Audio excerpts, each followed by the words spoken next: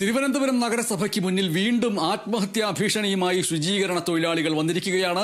നഗരസഭാ കവാട ഗോപുരത്തിന് മുകളിൽ കയറിയാണ് ശുചീകരണ തൊഴിലാളികളുടെ ആത്മഹത്യാ ഭീഷണി. ഇടതുപക്ഷ ജനാധിപത്യ മുന്നണിയുടെ യൂണിയൻ പ്രതിനിധികളാണ് അധികൃതരുടെ നിലപാടുകൾക്കെതിരെ പ്രതിഷേധിച്ചിരിക്കുന്നത്.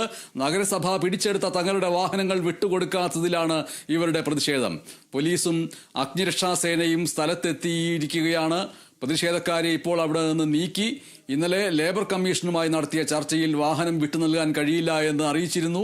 ആരോഗ്യ standing committee chairperson Gayathri Babu ശുചീകരണ തൊഴിലാളികളെ ജാതീയമായി അധിക്ഷേപിച്ചു എന്നുള്ള പരാതിയും ഒരു ഭാഗത്തുണ്ട്.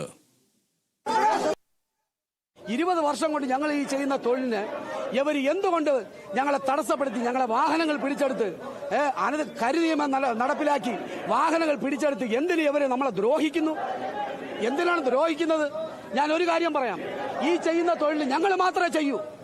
ഞങ്ങള് താഴ്ന്ന ജാതിക്കാരെന്നും പറഞ്ഞ് ജാതി പറഞ്ഞ് അധിക്ഷേപിച്ച് ഈ ഗായത്രി ബാബു എന്ന് പറയുന്ന ചാൻസീറാണ് രാജിവെച്ച് പുറത്തു പോകുന്നവരെ ഞങ്ങൾ സമരം ചെയ്യും. ഞങ്ങൾ ഒരു 5-6 വരെ ഇവിടുന്ന് പോലീസുകാർ കൊണ്ടുപോയി, വാഹനത്തിൽ കയറ്റി കൊണ്ടുപോയി. അവര് വരുന്നത് വരെ ഞങ്ങൾ ഈ പടിയിൽ തന്നെ കാണും.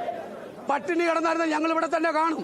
പരമ കള്ളം, ശുദ്ധം മണ്ടത്തരവും കള്ളത്തരമാണ് ഈ ആര്യ മേയറും ഈ ഗായത്രി ബാബുവും പിന്നെ DRN ക്ലൈനസ് ഇവരെല്ലാരും കൂടി ഞങ്ങളെ ദ്രോഹിക്കാൻ വേണ്ടി നിൽക്കുന്നത്, ജാതി പറഞ്ഞ് അധിക്ഷേപിച്ചത്.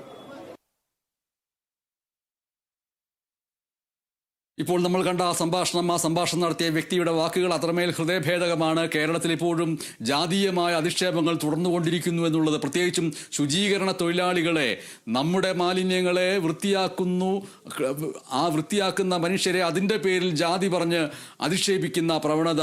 100 സിംഹാസനങ്ങൾ എന്ന ജയമോഹന്റെ നോവൽ ഓർക്കുന്നുണ്ടാവും ഒരുപക്ഷെ വായിച്ചിട്ടുള്ളവർ. നമ്മുടെ കേരളത്തിൽ എപ്പോഴും ജാതീയമായ അധിക്ഷേപങ്ങൾ തുടർന്നുകൊണ്ടേയിരിക്കുന്നു, പുറമേക്കും അകമേക്കും എന്നുള്ളതിന്റെ സൂചനയാണ്. ആ വ്യക്തിയുടെ ഹൃദയത്തിൽ നിന്ന് വന്ന വാക്കുകൾ അത്രമേൽ രൂക്ഷമാണ്. അത് മനസ്സിലാക്കാൻ കഴിഞ്ഞില്ലെങ്കിൽ വലിയ രീതിയിലുള്ള തിരിച്ചടികളിലേക്ക് പോകേണ്ടി വരും. അവർ പറഞ്ഞിരിക്കുന്നത്, ഏറ്റവും പ്രധാനമായും പറഞ്ഞിരിക്കുന്നത് ആരെയും ദ്രോഹിക്കുമെന്നല്ല, അവർ ആത്മഹത്യാ ഭീഷണിയാണ് മുഴക്കിയിട്ടുള്ളത്. അതുകൊണ്ട് തന്നെ ഇത് വളരെ പ്രധാനപ്പെട്ട വാർത്തയാണ്. തിരുവനന്തപുരം നഗരസഭയ്ക്ക് മുന്നിൽ ആത്മഹത്യാ ഭീഷണി മുഴക്കിയ ശുചീകരണ തൊഴിലാളികളെ തൽക്കാലത്തേക്ക് സമാശ്വസിപ്പിച്ച് അവിടെ നിന്ന് മാറ്റിയിട്ടുണ്ട്. നഗരസഭാ കവാട ഗോപുരത്തിന് മുകളിൽ കയറിയായിരുന്നു ശുചീകരണ തൊഴിലാളികൾ നേരത്തെ ആത്മഹത്യാ ഭീഷണി മുഴക്കിയിരുന്നത്. ഇടത് യൂണിയൻ പ്രതിനിധികളാണ് അധികൃതരുടെ നിലപാടുകൾക്കെതിരെ പ്രതിഷേധിച്ചിരിക്കുന്നത്. അത് ഓർക്കുക, ഇവിടെ ഭരിച്ചുകൊണ്ടിരിക്കുന്നത് ഇടതുപക്ഷ ജനാധിപത്യ മുന്നണിയാണ്. ആ ഇടതുപക്ഷ ജനാധിപത്യ മുന്നണി ഭരിച്ചുകൊണ്ടിരിക്കെ തന്നെ ഇടത് യൂണിയൻ പ്രതിനിധികളുടെ അധികൃതരുടെ നിലപാടുകൾക്കെതിരെ അവർ പ്രതിഷേധിച്ചിരിക്കുന്നു. നഗരസഭ പിടിച്ചെടുത്ത തങ്ങളുടെ വാഹനങ്ങൾ വിട്ടുകൊടുക്കാത്തതിൽ പ്രതിഷേധിച്ചാണ് സമരമെന്ന് നമ്മൾ പറയുന്നുണ്ടെങ്കിലും ആ സമരത്തിനകത്ത് അവരെ ജാതീയമായി പേര് വിളിച്ച് അധിക്ഷേപിക്കുന്ന അടക്കമുള്ള കാര്യങ്ങളോടുള്ള അവരുടെ വലിയ പ്രതിഷേധവും തുടരുന്നു.